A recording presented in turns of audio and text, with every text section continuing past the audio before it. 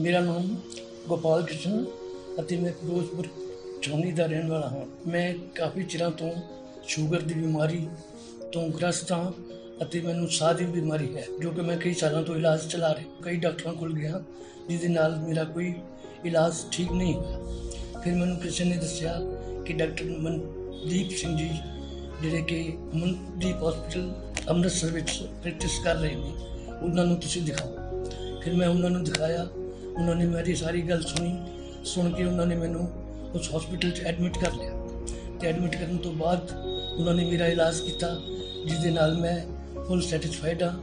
99% ਬਿਲਕੁਲ ਠੀਕ ਹੋ ਗਿਆ ਅਤੇ ਹੁਣ ਮੈਨੂੰ ਉਹਨਾਂ ਨੇ ਡਿਸਚਾਰਜ ਵੀ ਕਰ ਦਿੱਤਾ ਹੈ। ਇਸ ਲਈ ਮੈਂ ਉਹਨਾਂ ਦਾ, ਸਟਾਫ ਦਾ, ਨਰਸਿਸ ਦਾ, ਹੈਲਪਰਸ ਦਾ, ਖਾਸ ਡਾਕਟਰ ਸੰਜੇ ਸਿੰਘ ਜੀ ਦਾ ਧੰਨਵਾਦ ਕਰਦਾ ਹਾਂ, ਜਿਨ੍ਹਾਂ ਨੇ ਮੈਨੂੰ ਅਟੈਂਡ ਕੀਤਾ ਅਤੇ ਮੇਰੀ ਹੈਲਪ ਕੀਤੀ। Thank you.